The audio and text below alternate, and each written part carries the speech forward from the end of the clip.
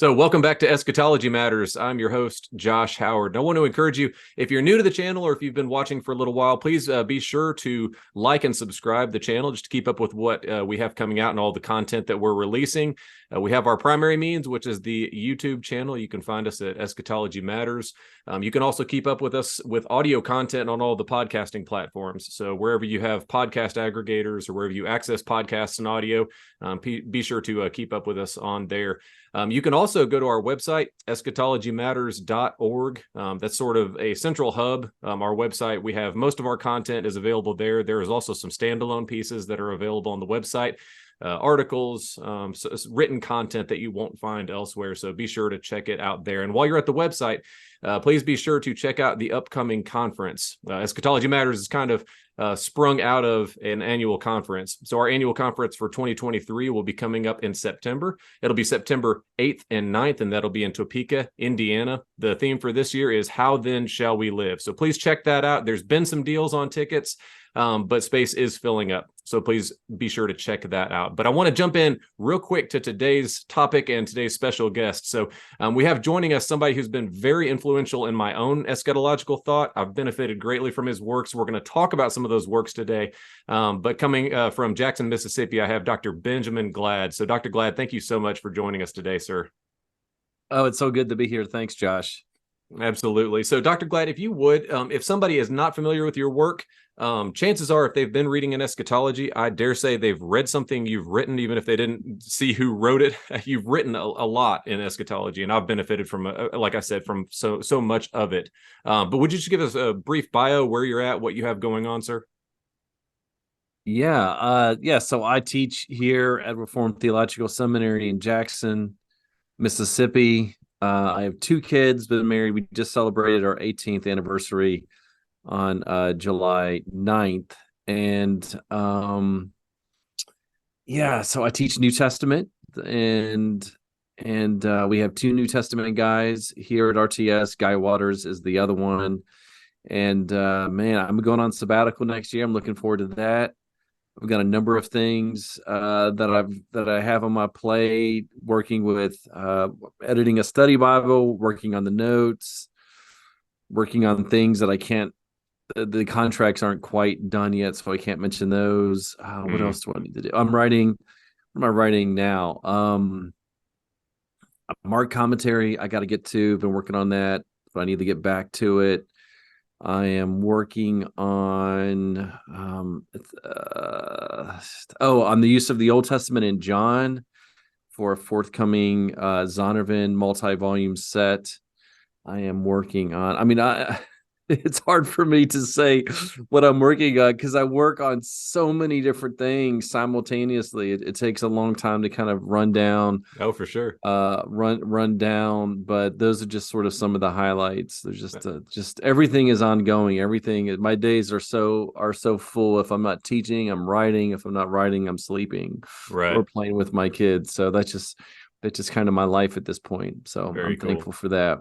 No, I appreciate, honestly, I appreciate the bit of humanity coming through and you forgetting what writing projects you have going on. From the outside looking in, guys like you have a gift for writing. You're producing an inordinate amount of useful material. But looking at that, sometimes I wonder, how you even keep up with it all. So that's actually refreshing to hear you kind of trying to keep it all straight in your own head. Yeah, I really just try to work a little bit a day and I really just try to work every single day. I have word counts that I go by, and I just grind it out. I think what's hard is it's really not in the writing per se. It's in the editing, working with contributors, working with publishers, and there's a whole side of authoring that is very complex, very administrative. Right.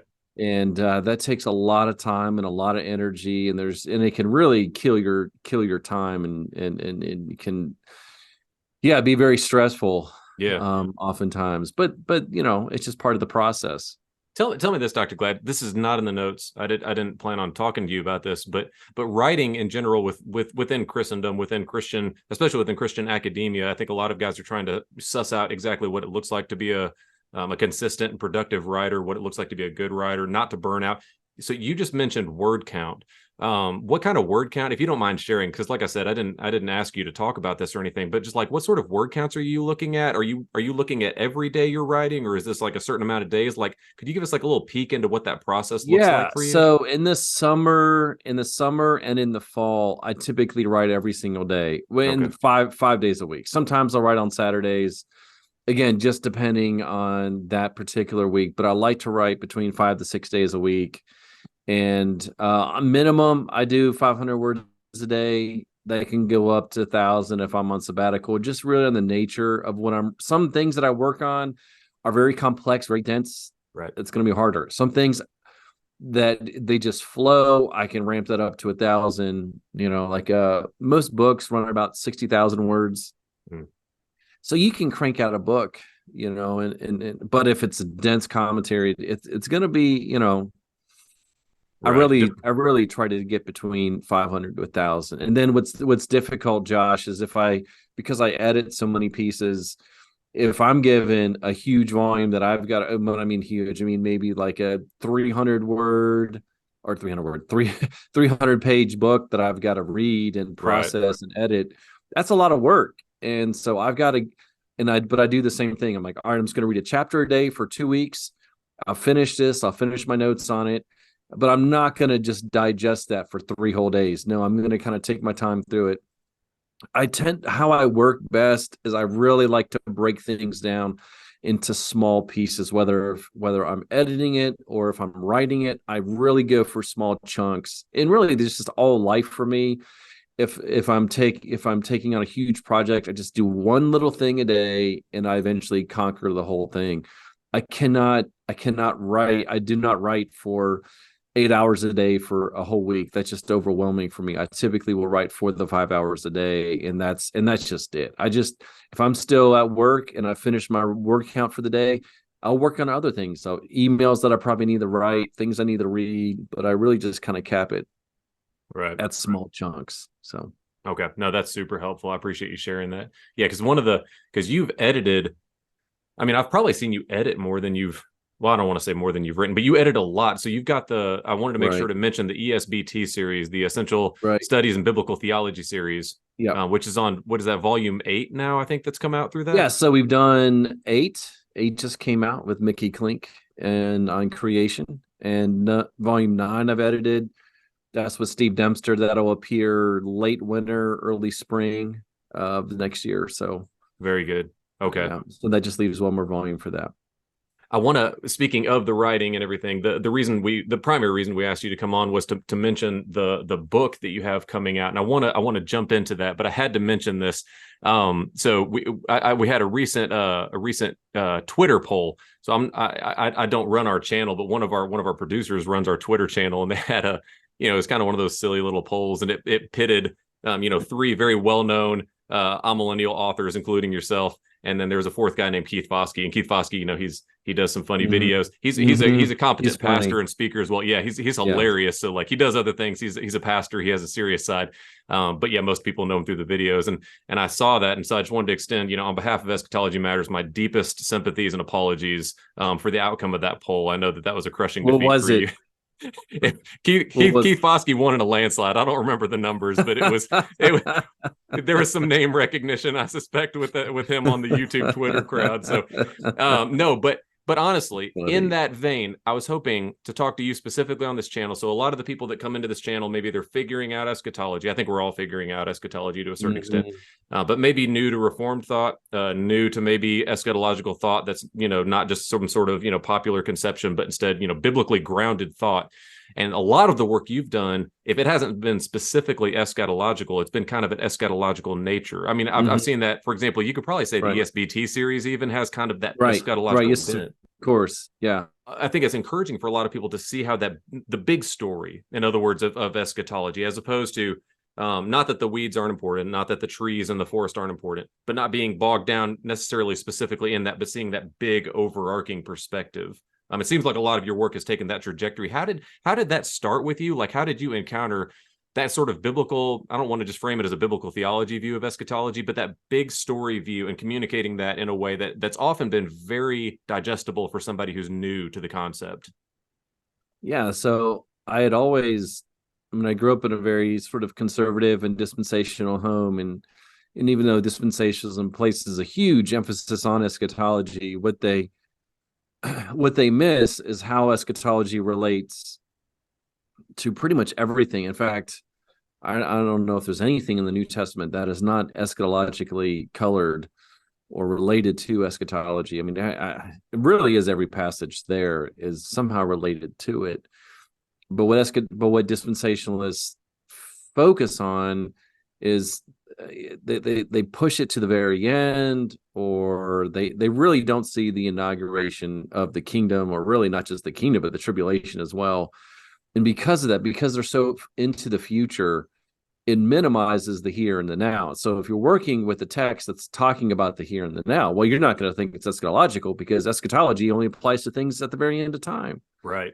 Whereas the New Testament is so thoroughly convinced, all the authors, Jesus himself, that the very end of history has broken into the present, and it has both positive things and negative things. And positively, we can talk about the kingdom and creation and the pouring out of the Spirit and resurrection and ethics and all of these pieces. On the other hand, there is a judgment side to eschatology, and that is God pouring his wrath out upon unbelievers.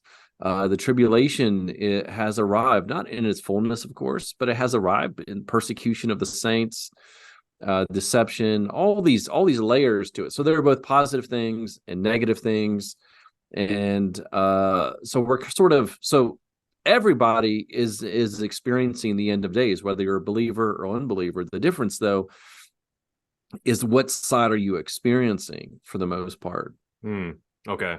So tell me then, and that's a compelling view. Tell me how the new book, and I'm going to mention the title. So the new book coming out is a commentary on the New Testament use of the Old Testament. No, excuse me. I'm so sorry. Sorry. Thank you. Yep. Thank you, sir. So, but it's a companion to that book. So first came the commentary on the New Testament use of the Old Testament, which I think many of us have. And this is Dictionary of the New Testament use of the Old Testament. Walk us into that a little bit, how that project came about, and specifically, like, how does that fit into what you kind of just laid out as this grand scheme, this grand storyline of Scripture?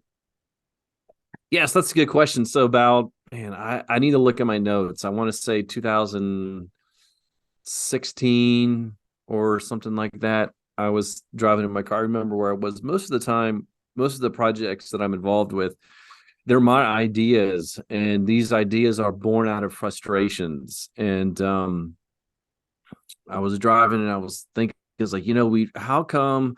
And it was because I was teaching an Old and New class, or I was lecturing on Old and New, and I had, it's like, and I had to recommend to my students, like, well, if you want to read more about this, go to this volume. If you want to read more about this, go to that volume. And I just kept on, and I was like, how come there's not like a one-stop shop for a use of the Old and the New, and that field?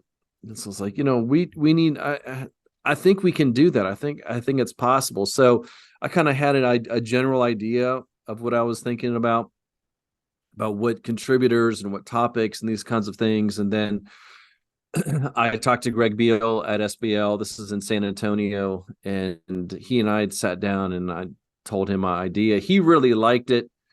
And so the two of us then went to Jim Kinney, who's the editor, the main guy at Baker. He's like their acquisitions. But he does more than that. He's the main architect of Baker Academic. So we went to him, and so we said, "What do you think?" And he liked it. So then we brought Carson and Andy Naselli along, and so the four of us kind of sketched this thing out, and here it is. It's taken a ridiculous amount of work. It's about just over 900,000 words, right under. I think we're 8 pages short of 1,000 pages. It's 2 columns, small print. This is not the kind of book you're going to just read in front of the fireplace to your kids. This is a book, right? So it's a dictionary. You're going to dip into it. You're going to use it as a reference piece. You're not going to sit down and read from page 1 to the end. It's too much. That's not how it's designed. We didn't set it up to do that. So really, this is all things related to the New Testament use of the Old, and how that relates to eschatology, how that relates to the inauguration as well. I mean, it's everything. And There are so many essays inside that, whether it's a topical essay or an essay on hermeneutics, that really uses the already and not yet as sort of a base framework for those discussions. I mean, Okay. we'd have So to kind of get into the weeds to get beyond that. okay, I got you. So yeah, I when I looked it up on Amazon, of course, it's on pre-order, and I think I logged it at a modest 992 pages, which is what you said, Yes, that's eight about short. right. That is about, yeah. So the indices were just completed about, let's see, July, maybe a month ago, and it's Hmm. at the printer. We're supposed to get it back. I don't know what printer is printing it. These publishers use different printers depending on the project. They bid it out. So I don't know if this is even printed here in the States or where it is, but it's supposed to be at Baker's warehouse in the early part of October. Okay. So I wonder, Dr. Glad, so I've got two questions, and I appreciate what you said about, not wanting to get too far into the weeds. So tell me to pump the brakes if this will derail us a little bit into the weeds. But the two things I was thinking of was, number one, or I guess the second question will be how this pairs with that first volume. So obviously the first volume was a commentary on the New Testament use of the Old. This will be a dictionary. So in a second, I'm going to ask you like what that looks like to pair the two. Because I'm curious, because I've used the first one and many of us have. So I'm thinking, how do I work these two together? But the first question I would ask is, when you're looking to that, what was, because you mentioned frustrations, right? Or writing to a need you saw within academia. Where do you see that deficiency, and what are the consequences of that deficiency? So like within evangelical thought, let's say, or within, broadly Protestant thought, or however you want to frame it, how are people missing how the New Testament is using the Old Testament? What are the consequences of that, without getting too much in the weeds? I don't know if you can answer that one. Yeah. Okay. Yeah. I mean, I think I can state it simply. So I'll lay people, I think they have some sense that New Testament authors quote the Old, Okay. because their translations, like the CSB bolds quotations that are, no, we're talking about the New Testament now. So if you're reading the CSB, the Old Testament quotations are bolded. There are 350 of those approximately in the New Testament. So if you're just reading through, you're going to come across 350 times where the New Testament is going to quote the Old Testament. My guess is that most just lay people will say, I think that's the Old Testament. Sometimes it even says, and David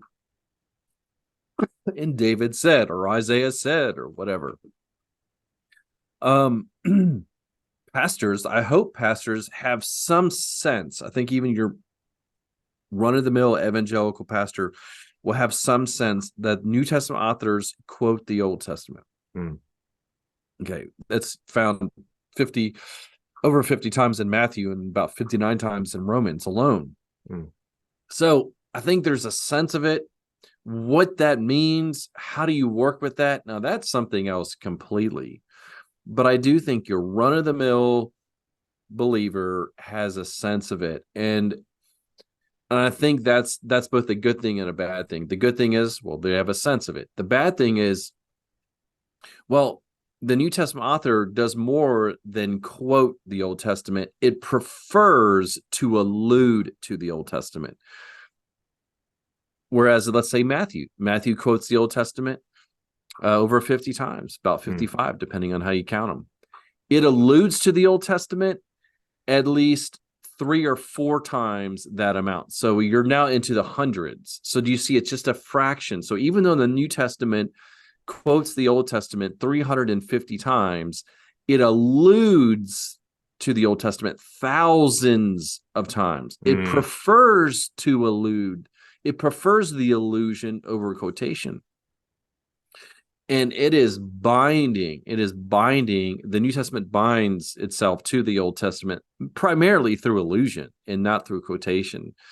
And so because of us today, we don't know the Old Testament well enough, it's harder for us to pick up on these allusions. If we were steeped in the Old Testament, then we would have the ability to pick up on them. Because we don't know it like we should, we miss them. So my job is to try to show how New Testament authors are alluding to the Old Testament and what difference that makes. So this So the commentary that Beale and Carson produced is exactly what it sounds like. It's a commentary mostly on quotations and significant allusions. What it does not do, and what Baker would like to see and is hoping to see, is a revision that pays more attention to allusion. So the allusion, everybody is now really into allusions here in the academy, and it can cause some problems, but for the most part, it's a really good thing, because we're seeing now how the New Testament authors prefer to interact with the Old Testament, and they prefer to allude to it than simply quote it. In this, it really ramps everything up once you understand. So have you seen the new Top Gun movie, Top Gun 2 Maverick? Have you seen that? I have, of course. Yeah. How many times does it allude to the first movie? Right. That's a good all point. over the place. Sometimes it quotes it. It prefers to allude to it. Right. Why? Because allusions are very powerful. They're even, you could argue, and some argue, that allusions are more powerful than a flat out quotation. And the same thing in the Marvel world, the MCU. My kids like MCU, at least the older stuff. The new stuff is no good.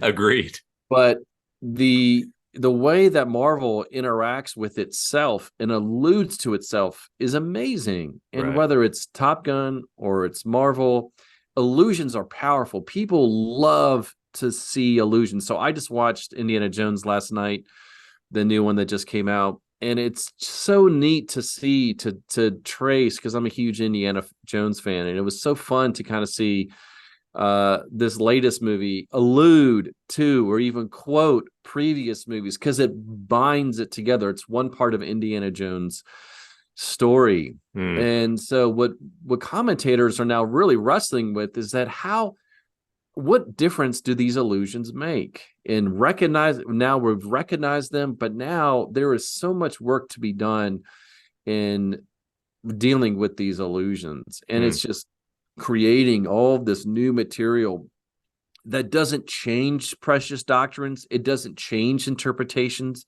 It enriches them. It gives these traditional doctrines and these traditional interpretations more of a richness. It does not overturn them. It gives it more depth to it. You see? Okay. Yeah. No, that's so the dictionary is set up so to get back to the original question, the dictionary is set up to explain how this works at a conceptual level, even at an exegetical level. So there's more methodology here. It's really the backbone of how the original Beale Carson commentary on the New Testament use of the Old, how that works. It's what takes place behind the scenes. And then it also compares with, so it's the use of the Old Testament in Philo or in the Targums or at Qumran or the Pseudepigrapha. So we can compare and contrast how New Testament authors use the Old with their Jewish brothers and sisters.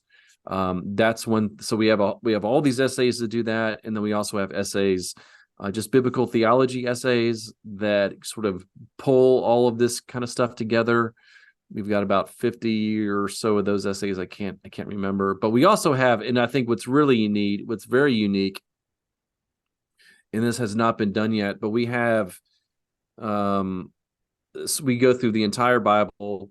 And so we have the use of the Old Testament in Matthew, more of a synthetic thing, whereas the commentary is more verse by verse. This is more of a synthetic thing. So we have, from Matthew to Revelation, individual essays on the use of the Old Testament in each of those volumes. That's great. We need that. But that's not entirely new. What is new is that we went from Genesis to Malachi, and we have the use of the Old Testament in the Old. So we have the use of the Old Testament in Malachi, the use of the Old Testament in Haggai and in the Psalms, and there's only so much we can do, but the idea of it is to see how even Old Testament authors are using previous or antecedent revelation.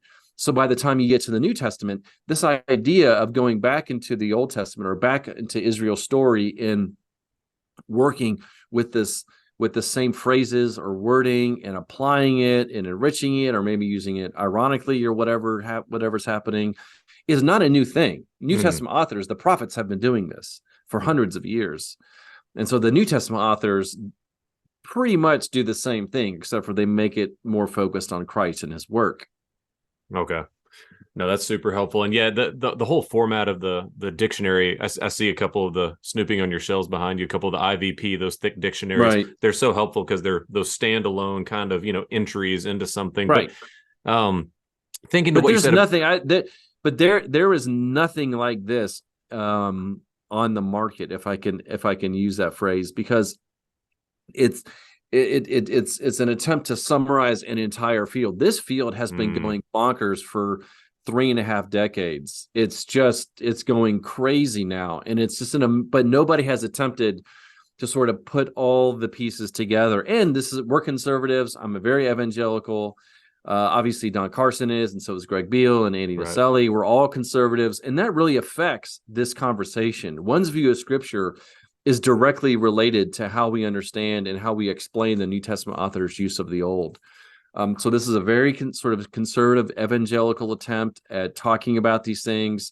It's an amazing resource if you just want solid, up-to-date essays on biblical theology. We have stuff on Abraham and Adam, and on Christology and church and circumcision and covenant and creation and all the way down.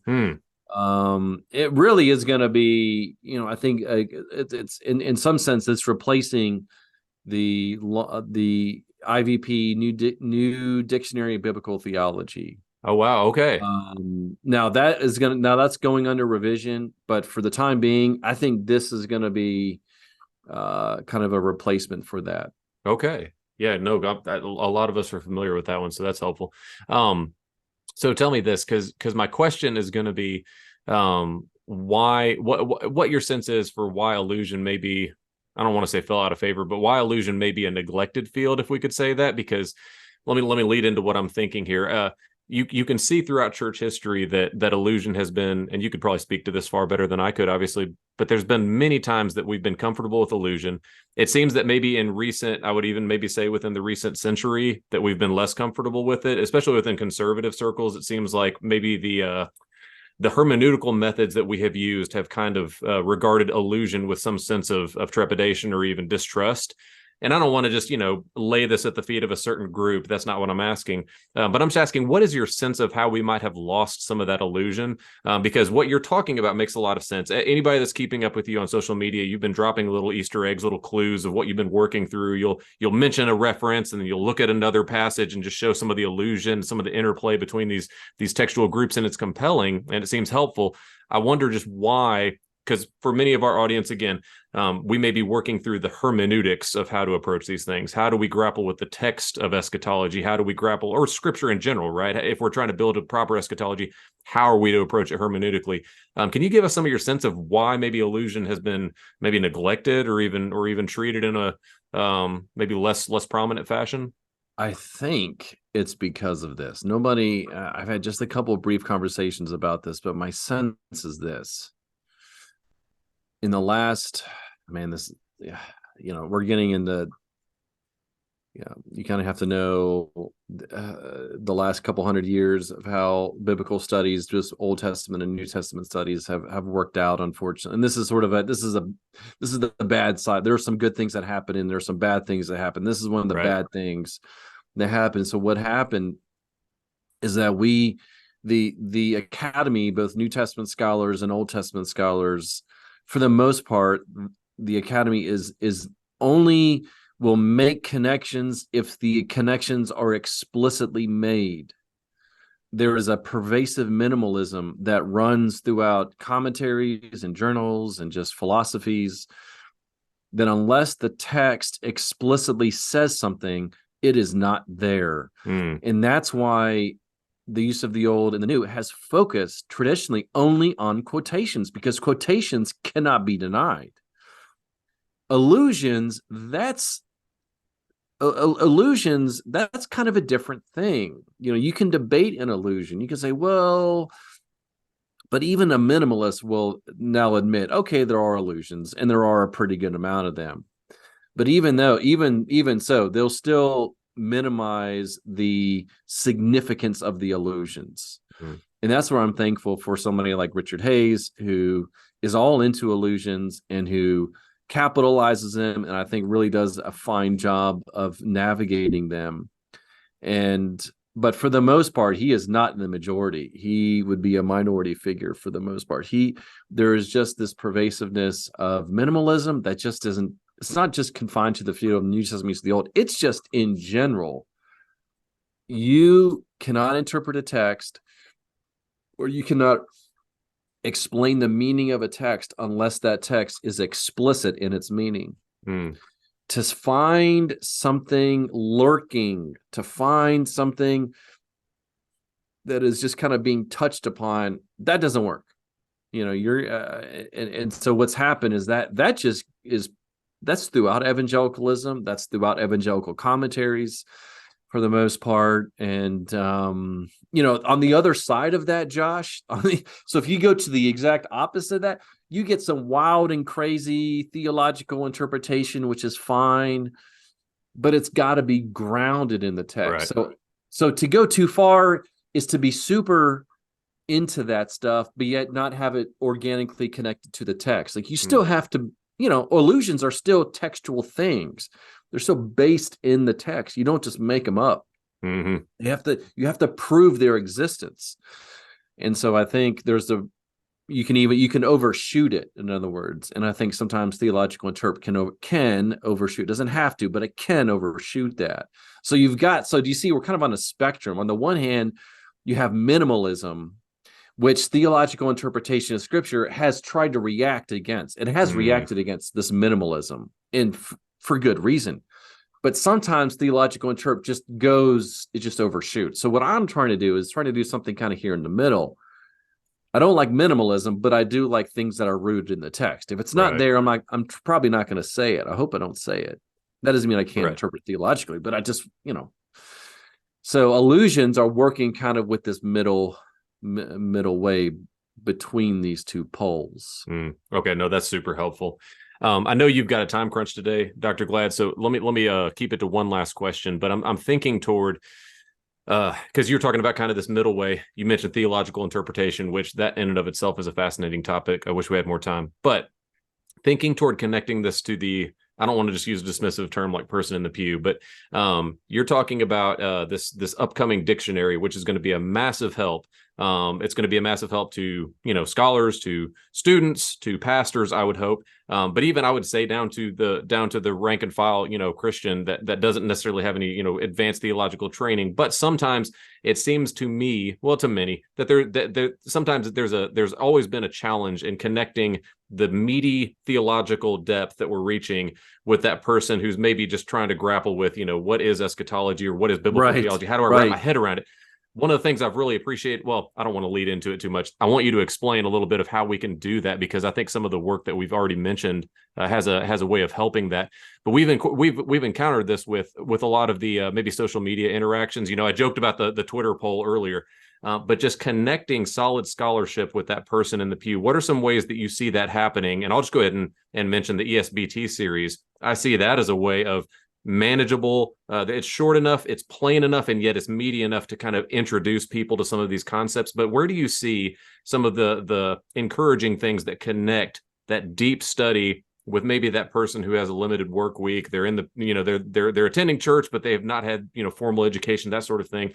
Where are some encouraging things you see there, and maybe even with an eye toward where some people might jump into these topics if it's new, if it's intimidating, that sort of thing? Yeah, well, I mean, there are a couple different ways we can talk about this. One is pastors. This is why pastors need to work and need to study the text, and they need to learn these things. They need to use these types of resources, and it needs to be evident in their preaching. And so pastors should kind of take the stuff that I do and that other people do, and then preach it to their congregations. So and that's one way to make it accessible. Well, to actually say it and to explain it, right? Right. They're a conduit. They should be the primary means that means that I need to make my stuff accessible to pastors so that they can make themselves or the Bible or whatever accessible to the people. So I've got to make sure that what I do is accessible to pastors. This is why most of what I produce, I really don't take on many projects that just do the academy. It's difficult. It's slow work. It's work that needs to be done. Right. I just don't think that God has called me to spend most of my days writing to a group of 10 people or 20 people. I mean, you do that in your dissertation, you do that kind of throughout, but I don't think God has called me personally to do that full time. So God has called me to teach ministers, to teach my students, and to write for pastors, to write for these students, to explain God's word. How does it work? So I need to make sure that what I'm doing is clear and it has a nice path eventually to the pew, so it can go through it. Most of my senses primarily goes through pastors and then on into the congregation. Some of my work I do try to make accessible so that people from the pew can then read it directly and can study it there as well. Another thing that we could talk about, and this is the reason why I took on this project, is I'm involved in producing a study Bible, study notes, design, working with all these things. And I think that's an easy way for people like me to connect directly to lay people is through those types of things. I mean, I've written stuff for TGC, and you do those sorts of things, and there's a direct connection. But it really does. I mean, I really do have to spend time and think through, and now that I'm older, and I can kind of do things that I want to do. Like when you're younger and when you have a PhD, you really have to just do you don't have the opportunity to write broadly or to write in all these different ways most of the time. Sometimes you can, but most of the time you just don't get those opportunities. And so now that I'm a little older, I have the freedom to to take on interesting projects and projects that I really think can connect the Bible to lay people. And so that's why I'm involved in a number of projects that are really trying to do that, make that happen. Very good. And what did we mention the name of the study Bible, Dr. Glad? I don't think we did. Would you mind mentioning that? Oh, it's unnamed. I mean, right now, Okay. It's still, I think the working title, this is the title that I came up with. It's Christ and All the Scriptures Study Bible. It's Brahman and Holman. It's a CSB study Bible. Okay. So it'll be out through B&H, though. People can keep their eyes open for it. Yeah. Okay. It's really a New Testament use of the old study Bible. We go through most quotations and major allusions and then just explain what the author's doing, that sort of thing. So it's Very like good. the Beale and Carson commentary, but in a study Bible format written at a lay level. Perfect. That's the idea of it. So it's looking, I mean, the contributors are excited about it. I've seen some samples. It's shaping up great. What's unique is that we're going to produce all these different variations of it. So it'll be great. Okay. Awesome. Well, like I said, I know you've got a time crunch. I'm thankful you carved out some time to chat with us today. But where can people follow you? I know you're on Twitter, but just wherever you want to mention where people can keep up with what you have coming out. I'm to RTS Jackson. besides be my neighbor. directly be my neighbor, Josh. And that's at a new office. We have space a for new you, facility. Isn't it? I mean, we've only been here for just a couple months. I mean, I've only been in my office for a couple months, and excellent. Yeah, it's so nice. It's such a joy to be here. Students love it. Good. And but if they can't make the trip to Pleasant Jackson, which does have a Whataburger, I'll put in that plug for you. It as well. does, and we've got all sorts of lot of good eating here. Surprisingly, just so many good restaurants just within a 5-mile radius of this place. It really is incredible. It's terrible for my waistline. I mean, I basically just eat vegetables for lunch, and that's about it. Right. Well, I appreciate you. I'll plug your Twitter account if you don't want to, but yeah, keep up with Dr. Glad at, what is it? Is it Dr. Glad at, now I'm trying to remember the handle. It's just Dr. Glad. That's it. Yeah. Glad with 2 Ds. Glad with 2 Ds. Some people still put, I'm used to 1D, that kind of thing, but it's fine. I don't really care. I hear more about, because if you put my name together, it's like a sentence. How long have you been glad? Like, I've always been glad, and all these kind of funny things. So the schoolyard taunts are oh, coming for in sure. here. Yeah, I mean, I still get that to this day. And it wasn't until college when I went home, because growing up, people were just familiar with me, so it was just my name. It didn't hit them in a new way. Mm-hmm. It wasn't. This is so funny. It wasn't until I went to college when people were like, "Wait, what's your name?" Yeah, that's weird. And I was like, "It is weird." College is so funny. Such an encouraging time. Good grief. Yeah. I know. It's like, well, and so I bring that up because in college I came home during Christmas. I can't remember what year it was, but it came home during Christmas, and I said, Mom, why did you name me? Why did you name me this? Ben Glad. She's like, what are you talking about? And I gave her like 20 examples that people were saying, like, I've always been glad. How long have you been glad? Osama bin Laden. I went down this huge list, and she's like, "Oh, I get it. That's funny." I'm like, "You gotta think about this on the front end, She had to troubleshoot your name before naming you. Yeah, Wow. you've gotta run through the possibilities. So, Wow. and if I have two brothers, and my parents, if God would have given them a girl, they would have called her something like, I can't remember the first name, but I know they would have made her middle name Joy. So it'd been like Christine Joy Glad. And I'm like, but now I'm like, Mom, that's a bad idea. You don't put joy with glad. Like they were doing that just to be funny. I'm like, no, you gotta cut that out. Oh my word. Our daughter, Happy Joy Glad. Yeah. So you can't do that. You can't do that. Wow. Well, Dr. Glad, I appreciate your time. Guys, keep an eye out. Dictionary of the New Testament use of the Old Testament. If you haven't picked up the commentary, I encourage you to. It's immensely helpful. But keep an eye out for the dictionary. Keep up with Dr. Glad on Twitter. And Dr. Glad, thank you so much for carving some time out. Oh, and check out RTS Jackson. Yeah, check out RTS Jackson and see what they've got going on. But sir, thank you so much for joining us today. Thank you so much for your time, Josh.